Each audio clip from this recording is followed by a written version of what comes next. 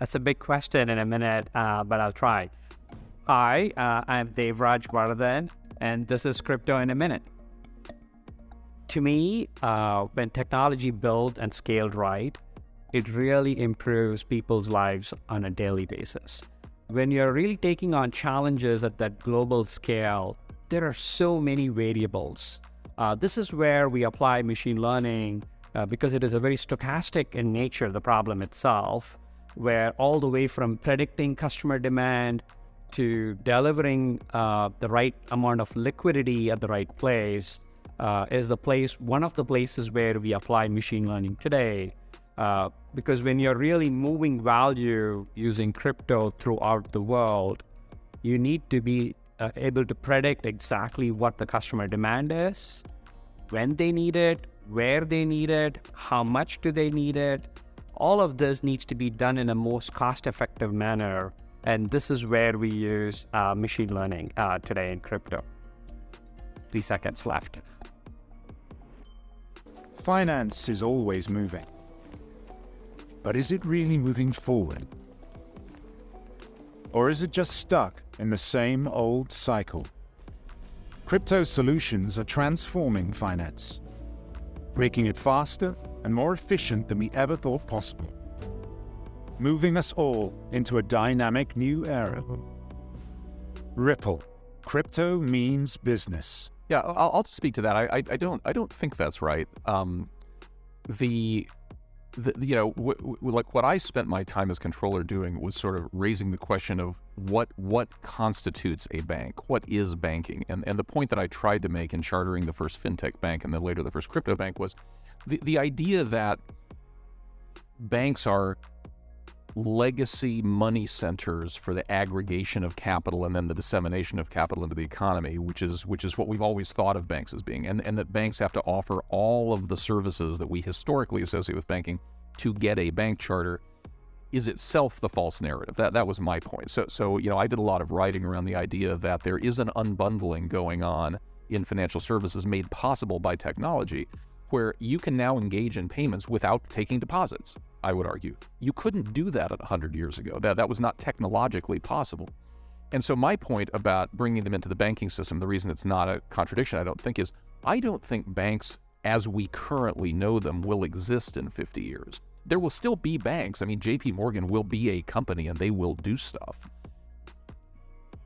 Yeah, you replace the system, replace the banking system. So the banking system is based on the concept of the money center. Banks are just like the post office. It used to be that the only efficient way to send money or to send a letter from New York to Omaha was you had to collect all the letters in New York at the central post office so that they could be sorted by zip code and sent out somewhere. And then people invented internet, and you don't have to do that anymore. The need for the collector function, the central intermediary function, vanished because of technology. My argument is that's happening to banking. You can like it or not like it, but it inevitably is happening.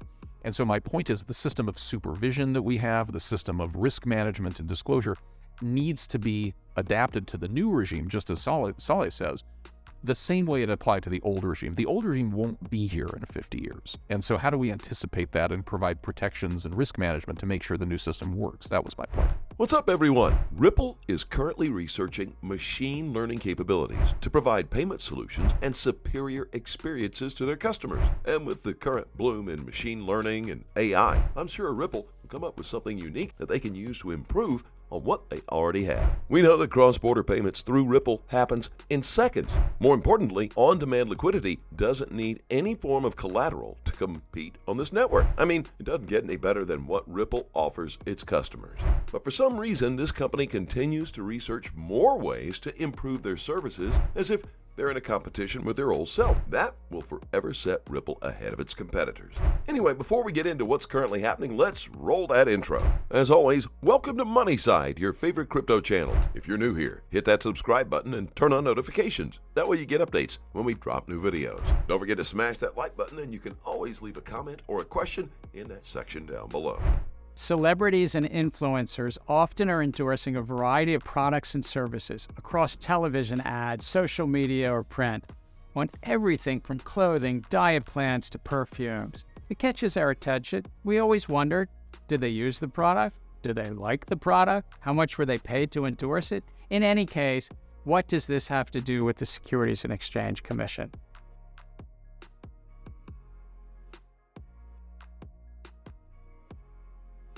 Sometimes celebrities endorse investment opportunities, like crypto tokens or special purpose acquisition companies. Celebrity endorsements, though, don't mean that an investment product is right for you, or even, frankly, that it's legitimate. Even if a celebrity endorsement is genuine, each investment has its own risk and opportunities and may not fit your investment needs. Furthermore, a celebrity or influencer's incentives aren't necessarily aligned with yours. We might enjoy watching a celebrity playing on a basketball court, starring in a reality TV show or a movie, or performing to a large crowd at a stadium show. We shouldn't confuse those skills, though, with the very different skills needed to offer appropriate investment advice. So, before investing, please do your research. Consider the investment's potential risks and benefits in light of your own financial goals. Search a company's finances, organization, and business prospects through the Securities and Exchange Commission's database called EDGAR. And when it comes to crypto, remember, many of these are highly speculative assets. You may be wondering if it's right for you or even if it might be a scam. If you have questions about investing, check out our resources at investor.gov. My biggest question is, where was Gary Gensler when the FTX collapse happened? He was meeting up with SBF and never thought for once to investigate what this guy was doing with people's funds. But now Gensler seems to have an interest in what other celebrities are doing, while at the same time forcing his rule on the crypto world just because of his own mess. I mean, how does this one guy cause so many problems and still get away with it? Here's a tweet that will probably put things into a clearer perspective. Patrick McHenry tweeted, "Yesterday's SEC Gov action on qualified custodians is clearly part of the Biden administration's attack on the digital asset ecosystem. Let me be clear, the future of the digital assets is a major political and economic question that must be decided by Congress," which was a response to Financial Services, who tweeted, "Yesterday's SEC Gov proposal on the custody rule for investment advisors raises several concerns, both on process and approach." Once again, Gary Gensler is attempting to unilaterally expand the SEC's authority beyond that granted to the Commission by Congress. Without a doubt, it seems the Biden administration is strongly going after cryptocurrencies and other forms of digital assets. This could paralyze any future plans of the U.S. being ahead of the curve, especially when it comes to cryptocurrencies and blockchain. And at the end of the day, that will also affect the power of the U.S. dollar in the global economy. Sooner or later, people are going to realize that they might no longer need the U.S. dollar, and that could lead to a new world reserve currency. Instead of the government fighting against this crypto, they should be working hand in hand with crypto. Otherwise, the only people who will suffer are the American citizens, as the rest of the world continues to enjoy the perks of crypto. So what do you think? Share your opinions in the comments section below. Well, let me ask you, talking about clarity, and this is maybe a philosophical, sort of broader policy perspective. I think that there is a common view that your office is using all available means effectively to keep crypto out of the mainstream financial system through enforcement, accounting rules, inspections. Clearly, there's not real guidance yet on custody. And this may very well be a reasonable policy choice if that's the choice. The question is, if that's the choice, why not just say it publicly? We're using all available tools. We're talking directly to market participants. We take the meetings. We say, this is how you comply. There's a handful of tokens that have actually registered. The intermediaries, the storefronts, if you wish, the casinos that people are investing in and investing at need to properly comply and disentangle these bundled products. The business model that they've set up is rife with conflicts.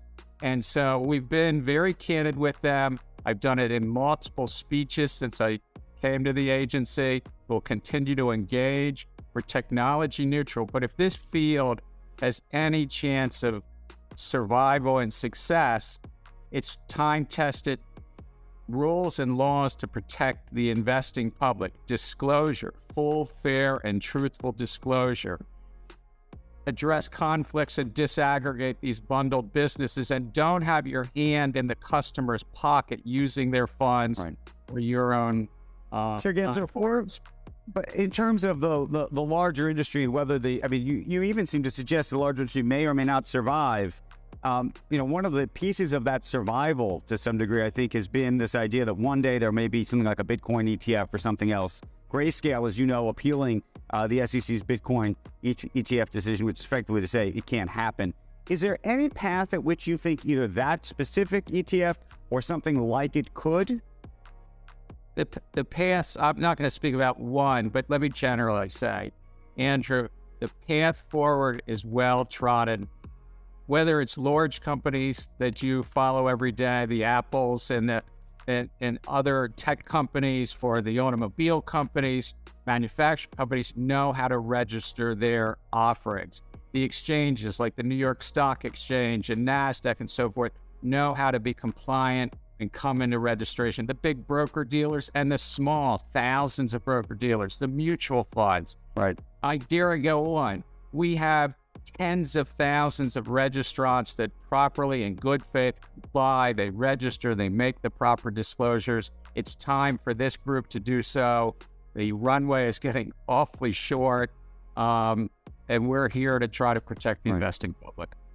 And then separately, while we have you, I did want to ask you about this Wall Street Journal report that the SEC is planning to ease up on some of the climate disclosure rules that had earlier been proposed in reaction to some of the investor pushback. What is the state of play in your mind? So we've made a proposal about 8-10 months ago to bring some consistency and comparability to the disclosures already happening. Climate risk disclosures. Investors are making investments based on these disclosures. We got nearly 15,000 public comments on that proposal. It is customary, Andrew, in each of our rulemakings that we review all that, we think through the economics, we think through the legal authorities that commenters have raised, and it's quite customary to make adjustments. Your viewers know this, that we did something about insiders selling their stock, and we finalized it in December. We adjusted from the proposal. We're taking up something next Wednesday with regard to settlement cycles. This proposal to move to what's called one-day settlement from two-day settlement. How much of that? It's customary to make adjustments. How much of that reaction, though, from investors do you think is based on the political backlash? And I want to read you, this is from Patrick McHenry, recently announcing a new working group for what he calls a threat to capital markets posed by the far left. He says progressives are trying to do with American business what they already did to our public education system, using institutions to force their far left ideology on American people. Their latest tool in these efforts is environmental, social, and governance proposals. How much of you think of this as the political machine putting pressure on the investor class, which is then putting pressure on you? Look, I like to say we're merit neutral, whether it's about crypto or climate risk, but we're non-investor protection neutral or capital formation neutral. And so it's about, just in this space for us, it's about bringing consistency and comparability to disclosures that are already being made about climate risks. And investors seem to be today making decisions about this information, these disclosures. And it's not to us about achieving anything else but some consistency and comparability and disclosure. As always, do your own research and always trade safely, guys. We offer prayers for the victims of the earthquake in Turkey and in Syria. Please keep in mind, we're not a licensed financial advisor. All videos on this channel are intended for entertainment purposes only. Let us know what you think in the comments section below, and Let's have a conversation. Thank you very much for watching. Don't forget to like this video and please click on that subscribe button below and turn on notifications so you get informed whenever we post our amazing content. Thanks again, and we'll look forward to seeing you on the next Money Side.